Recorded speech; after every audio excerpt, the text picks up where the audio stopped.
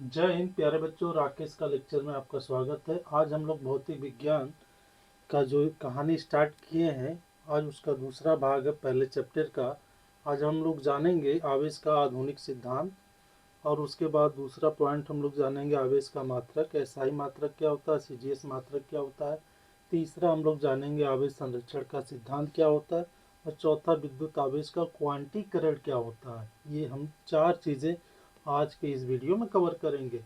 इसके पीछे हम लोग क्या पढ़े थे, आज आधुनिक सिद्धांत पढ़ रहे हैं। उसके पहले हम लोग जो सिद्धांत पढ़ रहे थे वो पहले से पुराना सिद्धांत था। ठीक है, आधुनिक सिद्धांत में जो है वो इलेक्ट्रॉन सिद्धांत है, तो उसको जानने से पहले हम लोग चलते हैं। अब उम्मीद है आपको समझ में आ गया होगा कि हमें आज क्या क्या कवर करना या पढ़ना है।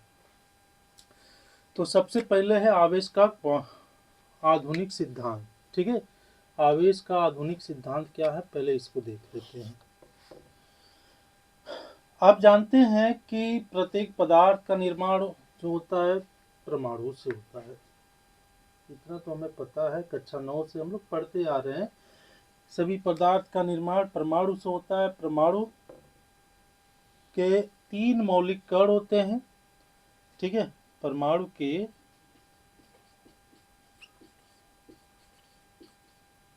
3 मौलिक कण कौन कौन है, आपको पता है? इलेक्ट्रॉन, प्रोटॉन और तीसरा है न्यूट्रॉन। ठीक है, अब ये तीनों मौलिक कण कहाँ कहाँ रहते हैं परमाणु में? तो परमाणु के जो बीच वाला भाग, सेंटर वाला पॉइंट होता है, इसको हम नाभिक कहते हैं। इसी नाभिक में आपका प्रोटॉन और न्यूट्रॉन होता है। ठीक है, और इलेक्ट्रॉन जो होता है आपका, इलेक्ट्रॉन जो होता है वो परमाणु के बाहर वाली कक्षा में क्या करता है, इस नाभिक का परिक्रमा करता है, घूमता है। इतना तो हम लोग जानते आ रहे हैं। ठीक है, और क्या जानते हैं हम लोग कि जो प्रोटॉन होता है वो धन आवेश होता है, इलेक्ट्रॉन ऋण आवेश होता है, न्यूट्रॉन में कोई आवेश नहीं होता, वो आवेश विहीन होता है, यानी शून्य आवेश होता है। अगर हम द्रव्यमान की बात करें तो इलेक्ट्रॉन का द्रव्यमान 1.6 गुणे 10 के घाते 9.1 10⁻⁻31 kg, 9.1 गुणे 10 घाते -31 किलोग्राम। वहीं प्रोटॉन का जो द्रव्यमान होता है वो 1.67 गुणे 10 के घाते -27 kg, और न्यूट्रॉन का द्रव्यमान भी लगभग बराबर होता है, 10 के घाते -27 kg। यानी अगर हम देखें, प्रोटॉन और न्यूट्रॉन का द्रव्यमान बराबर है और इलेक्ट्रॉन का द्रव्यमान क्या है, कम है। ठीक है, कम क्यों है, ध्यान से समझिएगा। क्योंकि यहाँ देखो पावर -27 है, पावर -27 है, यहाँ पावर -31 है, इलेक्ट्रॉन का पावर -31 है। तो इसका मतलब यह है जो भी माइनस में जाता है संख्या वो सबसे छोटी हो जाती है, जो माइनस के पहले जो संख्या होती है वो थोड़ा बड़ा होता है। इसको समझने के लिए ये समझो, मान लो ये 0 है, अगर हम राइट हैंड साइड में जाते हैं तो +1 +2 +3 +4, इस तरह से 1 3 4। ठीक है, तो अगर माइनस में जाते हैं तो -1 -2 -3। अब हमको अगर आपसे पूछा जाए कि -2 बड़ा है कि -1 बड़ा है, तो आपका जवाब क्या होगा, -1 बड़ा है, -2 छोटा है। क्यों?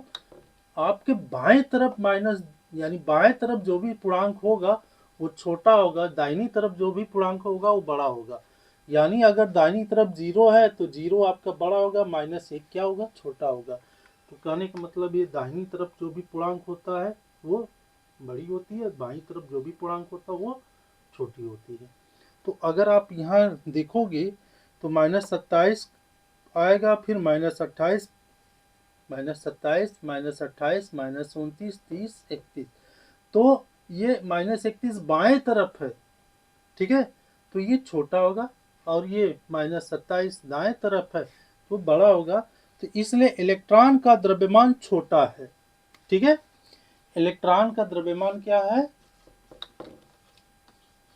इलेक्ट्रॉन का द्रव्यमान वो छोटा होता है, ठीक है, किससे? प्रोटॉन और न्यूट्रॉन से।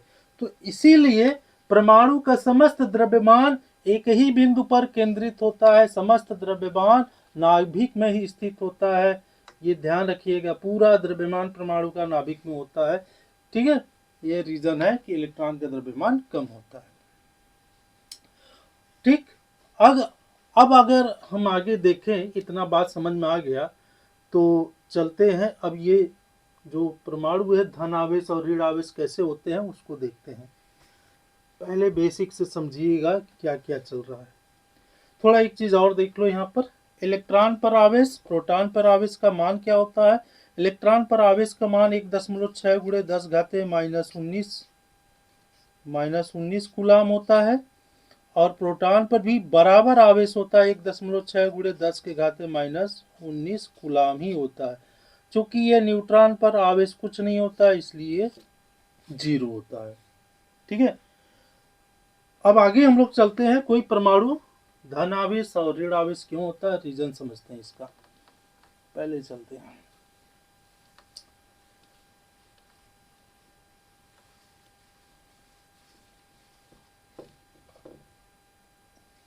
हम लोग पढ़े हैं कक्षा 11th में अष्टक का नियम, कक्षा 9 में भी नील बोहर अष्टक ये सब मिलेंगे आपको।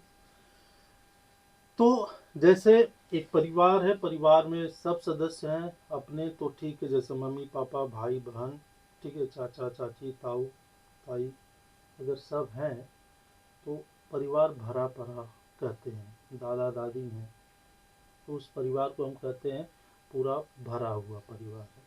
अगर उसमें से किसी का एक भी कमी होता है तो हमें बड़ा तकलीफ होता है। जैसे अगर किसी परिवार में किसी के पापा नहीं हैं तो बहुत तकलीफ होगा, किसी को मम्मी नहीं है तो बहुत तकलीफ होगा, भाई नहीं है, बहन नहीं है तो तकलीफ होगा। इसी तरह से जितने भी परमाणु हैं वो भी एक परिवार के तरह ही रहते हैं, वो भी चाहते हैं हमारा घर परिवार पूरी तरह से क्या रहे, भरा रहे। अब उनकी चाहत क्या है, देखिए, जो परमाणु होते हैं वो ये चाहते हैं, क्या चाहते हैं भाई, कि हमारे जो बाहर वाली कक्षा है,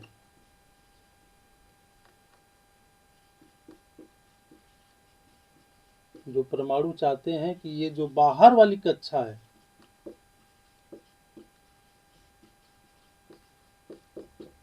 ठीक है। अब जैसे ए क्या पद कक्षा है, एक कक्षा के एल एम, ठीक है। तो परमाणु चाहते हैं कि जो बाहर वाली कक्षा हो, चाहे एक कक्षा हो चाहे दो कक्षा हो, मतलब परमाणु का जो सबसे बाहर की कक्षा है उसमें कुल 8 इलेक्ट्रॉन हो, ठीक है, या 2 इलेक्ट्रॉन हो। अधिकतर 8 इलेक्ट्रॉन की चार्ज सब रखते हैं, 2 इलेक्ट्रॉन की चार्ज बहुत छोटे द्रव्यमान के परमाणु होते हैं वो रखते हैं, जैसे हाइड्रोजन, हीलियम, लिथियम, बेरिलियम, ठीक है। ये सब चाहत रखते हैं किसका, 2 इलेक्ट्रॉन का। लेकिन बड़े परमाणु के जो परमाणु के द्रव्यमान के परमाणु जो हैं वो चाहत रखते हैं कि उनके बाहर वाली कक्षा में 8 इलेक्ट्रॉन हो। अगर 8 इलेक्ट्रॉन नहीं है तब वो क्या करते हैं, अपना इलेक्ट्रॉन का लेन देन करते हैं। एक चीज ध्यान रखिएगा, परमाणु में नाभिक है, नाभिक में कौन है, प्रोटॉन है और न्यूट्रॉन है, और इलेक्ट्रॉन बाहर वाली कक्षा में, प्रोटॉन का द्रव्यमान अधिक है, इलेक्ट्रॉन का द्रव्यमान कम है, इसीलिए इलेक्ट्रॉन ही अंदर बाहर कर सकता है। ठीक है, तो इतना समझ में आ गया कि बाहर वाली कक्षा में सभी परमाणु चाहते हैं उसका 8 इलेक्ट्रॉन हो। अगर एक भी इलेक्ट्रॉन की कमी या अधिकता हुई तो मतलब कमी हुआ तो लेना चाहेगा, अगर ज्यादा हुआ तो देना चाहेगा। ठीक है, अब जैसे एक उदाहरण से समझ ले हम लोग, ये मिटार दे रहे हैं भाई, इसको आप लोग देख लीजिए।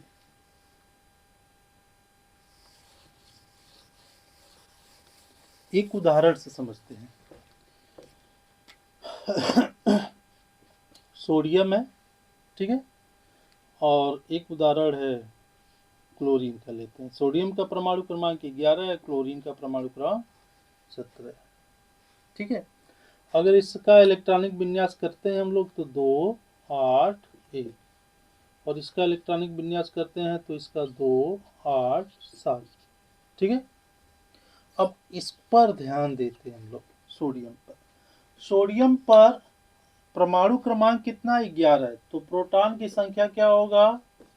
क्योंकि परमाणु क्रमांक बराबर परमाणु क्रमांक बराबर प्रोटॉन की संख्या बराबर इलेक्ट्रॉन की संख्या।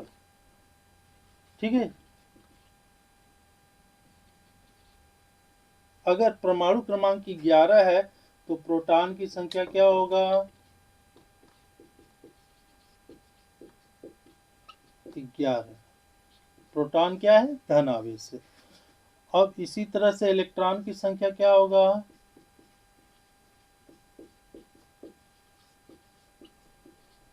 वो भी 11 ऋण आवेश, यानी प्रोटॉन 11 प्लस है, इलेक्ट्रॉन 11 माइनस है। अतः ये कह सकते हैं धन आवेश की संख्या और ऋण आवेश की संख्या, यानी मिला के ये कहा हुआ कि किसी भी परमाणु का प्रोटॉन की संख्या और इलेक्ट्रॉन की संख्या दोनों बराबर होती है। तो इसलिए वो कहते हैं हम लोग कि वो परमाणु उदासीन है। जिस परमाणु में प्रोटॉन और इलेक्ट्रॉन की संख्या बराबर होता है उसे हम क्या कहते हैं? उदासीन परमाणु कहते हैं। ठीक है, अब थोड़ा इसको इस तरह से समझते हैं कि मान लेते हैं ये पाला है, रस्सी खींच का पाला है। अब यहां पर रस्सी बांध दिया गया, इधर इलेक्ट्रॉन है, इधर प्रोटॉन है। प्रोटॉन अपनी तरफ खींच रहा है, इलेक्ट्रॉन अपनी तरफ। प्रोटॉन ने 11 न्यूटन का बल लगाया अपनी तरफ और इलेक्ट्रॉन ने भी 11 न्यूटन का बल लगाया अपनी तरफ। तो हमको एक चीज बताइए, ये 11 न्यूटन का बल अपनी तरफ लगा रहा है, ये 11 न्यूटन का बल अपनी तरफ लगा रहा है, तो रस्सी किधर जाएगा? कहीं नहीं जाएगा, क्योंकि अगर दो व्यक्ति होते हैं, एक प्रोटॉन एक न्यूट्रॉन, मान लेते हैं प्रोटॉन 11 न्यूटन का बल अपनी तरफ खींच रहा है, इलेक्ट्रॉन अपनी तरफ 11 न्यूटन का बल लगाकर खींच रहा है, तो रस्सी कहीं जाने वाला नहीं है। इसीलिए कह रहे हैं कि परमाणु में जब प्रोटॉन और इलेक्ट्रॉन की संख्या बराबर होता है तो परमाणु उदासीन होता है। ठीक है, अभी फिलहाल सोडियम क्या है? उदासीन है। ये सोडियम हमारा क्या है? उदासीन है, क्योंकि प्रोटॉन और न्यूट्रॉन की इलेक्ट्रॉन की संख्या बराबर है। अच्छा, क्लोरीन पर अगर बात करें, क्लोरीन में प्रोटॉन की संख्या कितना है? वो भी 17 होगा। रीजन क्या है? क्योंकि परमाणु क्रमांक एटॉमिक नंबर इसका 17 है, तो ये +17। और इलेक्ट्रॉन की संख्या कितना है? -17। तो ये कह सकते हैं हम लोग कि हमारा जो क्लोरीन परमाणु है वो भी उदासीन है, क्योंकि प्रोटॉन की संख्या +17 है और इलेक्ट्रॉन की संख्या -17 है। तो इसलिए ये एक दूसरे को निरस्त कर दिए, हमारा परमाणु उदासीन है। ठीक है, अब आगे चलते हैं।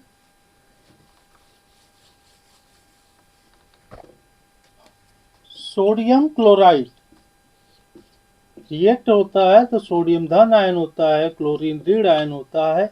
अब ये सोडियम धन आवेशित हो गया, ये क्लोरीन ऋण आवेशित हो गया। अगर हम अलग अलग देखें तो सोडियम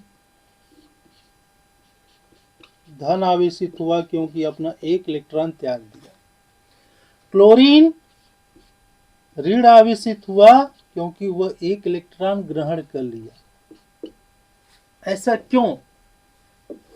तो ऐसा रीजन हम पहले बता दे रहे हैं कि बाहर वाली कक्षा, परमाणु के बाहर वाली कक्षा, यानी हर परमाणु की इच्छा होता है कि बाहर वाली कक्षा में 8 इलेक्ट्रॉन हो या 2 इलेक्ट्रॉन हो।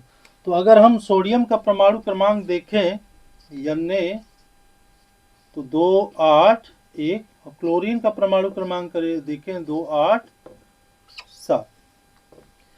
अब देखिए बाहर वाली कक्षा में सोडियम का कितना इलेक्ट्रॉन है? 1 इलेक्ट्रॉन है, और क्लोरीन का कितना इलेक्ट्रॉन है? 7 इलेक्ट्रॉन है। ठीक है, अब सोडियम चाहता है कि हमारे बाहर वाली कक्षा में 8 इलेक्ट्रॉन हो, हमारी बाहर वाली कक्षा में 8 इलेक्ट्रॉन हो, तो सोडियम को क्या करना होगा? 7 इलेक्ट्रॉन कहीं से लाना पड़ेगा। और क्लोरीन के बाहर वाली कक्षा में 7 इलेक्ट्रॉन है, और इसको 8 करने के लिए, बाहर वाली कक्षा में 8 इलेक्ट्रॉन करने के लिए 1 इलेक्ट्रॉन को लाना पड़ेगा। अब बात आता है ले आने और ले जाने वाली बात। अच्छा, सोडियम 7 इलेक्ट्रॉन लाने में ज्यादा ऊर्जा खर्चा होगा, तो एक तरकीब लगाया कि चल भैया तू ही निकल जा। ठीक है, अब जैसे 5 किलो का बोझ, ठीक है, यहां से 200 मीटर लेके जाना है, 5 किलो का थैला है, वही 7 किलो का थैला है तो सॉरी 15 किलो का थैला है, तो क्या करेंगे? तो भार या ऊर्जा किसमें ज्यादा खर्चा होगा? 5 किलो वाले थैले को ले जाने में या 15 किलो वाले थैले को ले जाने में? तो एक इलेक्ट्रॉन को निकालने में और लाने में ऊर्जा खर्चा हो गया। अब यहाँ सोडियम को 7 की जरूरत है, तो 7 लेके आएगा कहां से? क्योंकि 7 कोई दे तो ना,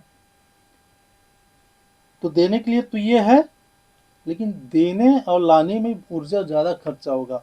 तो इससे अच्छा क्या है, हम 1 इलेक्ट्रॉन, सोडियम कहता है भाई 1 इलेक्ट्रॉन हम अपना निकाल दे रहे हैं, तो ये अपना 1 इलेक्ट्रॉन निकाल दिया। तो अब सोडियम के पास इलेक्ट्रॉन की संख्या कितना हो गया? 10। अभी प्रोटॉन की संख्या कितना है? यहां देखो, सोडियम धन है, ठीक है, 1 इलेक्ट्रॉन त्यागा है, तो 1 धन आयन। 1 धन आयन क्यों हुआ, उसका रीजन समझते हैं। सोडियम के प्रोटॉन की संख्या था 11, इलेक्ट्रॉन की संख्या था ये प्लस माइनस 11। अब सोडियम धन आयन में देखो, ठीक है, अभी प्रोटॉन यहाँ पर 1 इलेक्ट्रॉन निकल गया, तो प्रोटॉन की संख्या क्या है यहाँ पर धन आयन में? वो प्लस 11 ही है, और इलेक्ट्रॉन की संख्या क्या है 1 इलेक्ट्रॉन निकलने पर? वो माइनस 10 हो गया। तो आप यहाँ देखो किसकी संख्या ज्यादा है, धन आयन की ऋण आयन की? तो आप देख रहे हो धन आयन प्लस 11 है, ऋण आयन माइनस 10 है, यानी 1 एक्स्ट्रा धन आयन है, इसीलिए 1 प्लस लगाया गया। अगर 2 इलेक्ट्रॉन त्यागता तो 2 प्लस आयन करते हैं, 3 करता तो 3 करते हैं। ठीक है, तो ये अपना इलेक्ट्रॉन त्याग दिया।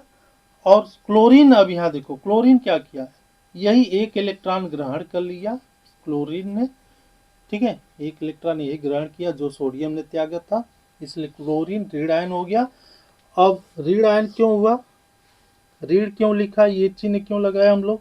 तो क्लोरीन में देखो पहले Cl, यहाँ Cl माइनस, इसमें प्रोटॉन की संख्या कितना है प्लस 17 है, इलेक्ट्रॉन की संख्या कितना है माइनस 17 है। अब यहाँ Cl माइनस में देखो प्रोटॉन की संख्या प्लस 17 ही रहेगा, और इलेक्ट्रॉन की संख्या माइनस 18 हो गया। अब यहाँ पर 1 इलेक्ट्रॉन ज़्यादा हो गया प्रोटॉन से, इसलिए 1 माइनस लगा दिया गया। ठीक है, एक चीज़ और ध्यान रखते हैं हम लोग कि जो यहाँ पर प्रोटॉन कभी लेन देन नहीं करता, क्योंकि नाभिक से जाने में वो ज़्यादा ऊर्जा खर्च होगा निकालने में, क्योंकि वो भारी है। इलेक्ट्रॉन से भारी है, इसलिए इलेक्ट्रॉन बाहर है, नाभिक से बहुत दूर है, तो वो लेन देन अंदर बाहर कर सकता है। नाभिक से प्रोटॉन का अंदर और बाहर जाना संभव नहीं है। तो किसी परमाणु में प्रोटॉन की संख्या एक बराबर रहता, उस परमाणु के इलेक्ट्रॉन में कमी या अधिकता हो सकती है। ठीक है, तो इस तरह से अगर आप देखेंगे, ठीक है, इलेक्ट्रॉनिक सिद्धांत यही है। उम्मीद है आपको ये चीज़ें समझ में आ गया। नहीं समझ में आया बच्चों, एक बार फिर करते हैं, आप पीछे करके इस वीडियो को और कायदे से देख कर समझ लीजिएगा और स्क्रीनशॉट ले लीजिए।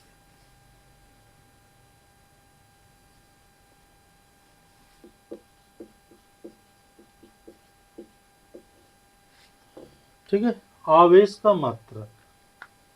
तो चलते हैं, एक कहानी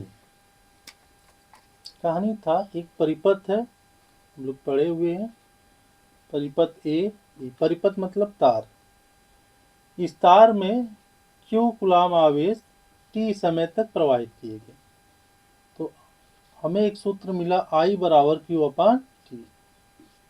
ठीक है, अब ये परिभाषा बताता है, ये विद्युत धारा का है कि आवेश प्रवाह की दर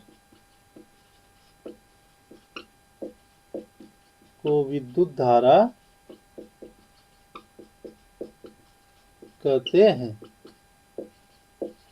ठीक है, विद्युत धारा को I से दिखाते हैं और आवेश को Q से दिखाते हैं, समय को T से दिखाते हैं।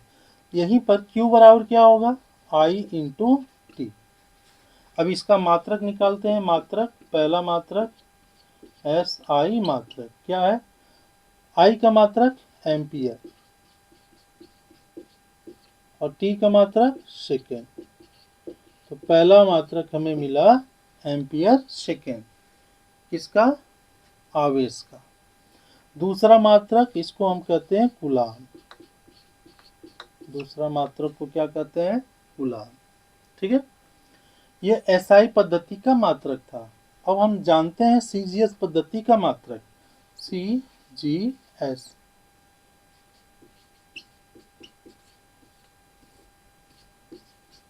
ठीक है, CGS पद्धति के मात्रक में CGS पद्धति के मात्रक में इसे हम कहते हैं स्टैट कूलाम, या इसे कहते हैं ESU।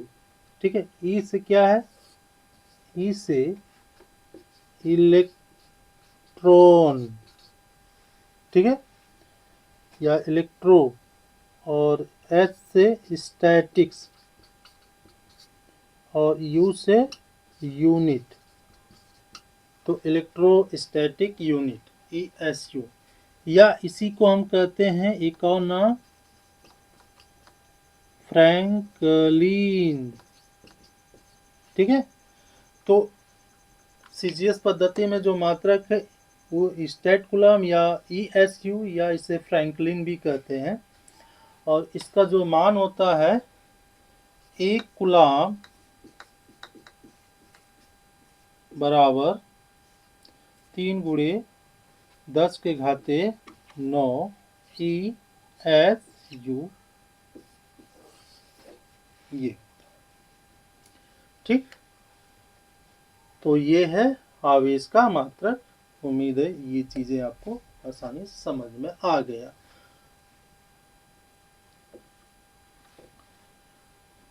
ठीक है, तो तीसरा पॉइंट हमारा है आवेश संरक्षण का सिद्धांत। हम लोग जानते हैं ऊर्जा के संदर्भ में भी कि क्या है, ऊर्जा को न तो हम उत्पन्न कर सकते हैं ना ही नष्ट कर सकते हैं, इसे एक रूप से दूसरे रूप में परिवर्तित करते हैं या कर सकते हैं। लेकिन आवेश संरक्षण का सिद्धांत भी यही है कि आवेश को न तो हम उत्पन्न कर सकते हैं, आवेश को न तो उत्पन्न किया जा सकता है और न ही नष्ट किया जा सकता है। ये है आवेश संरक्षण का सिद्धांत। हम उत्पन्न नहीं कर सकते, ना ही नष्ट कर सकते हैं आवेश को। ठीक है, अब लास्ट पॉइंट है हमारा विद्युत आवेश का क्वांटीकरण। ठीक है, विद्युत आवेश का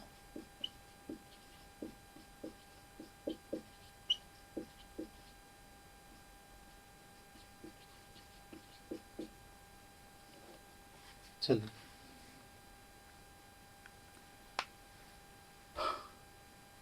ध्यान से देखिए।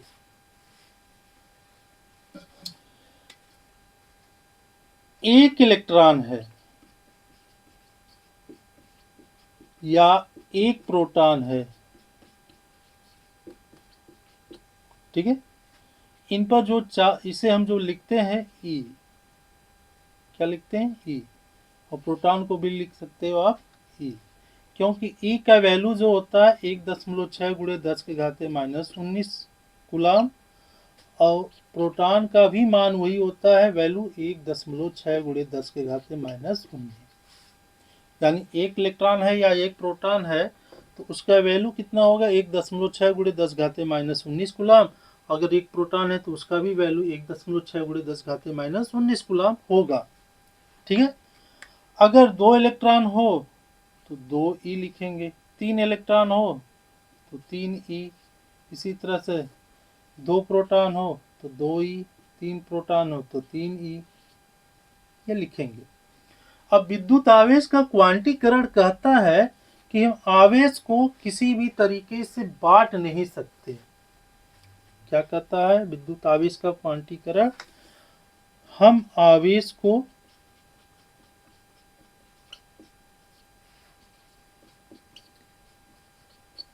किसी भी तरीके या युक्ति से बांट नहीं सकते।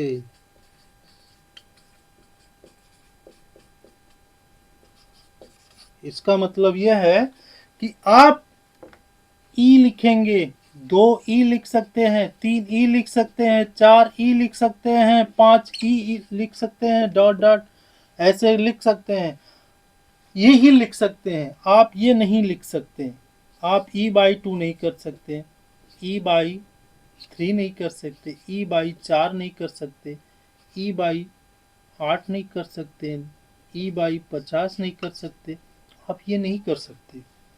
आप आवेश को किसी भी तरीके से बांट नहीं सकते हो। ठीक है, यही विद्युत आवेश का क्वांटीकरण कहता है। तो उम्मीद है आपको ये सब चीज़ें समझ में आ गई हैं, और अगर अच्छा लगा है तो आप कमेंट ज़रूर करिएगा, नहीं अच्छा लगा है तब भी कमेंट करिए। कमेंट करना, लाइक करना, सब्सक्राइब करना, ये आपका अधिकार है।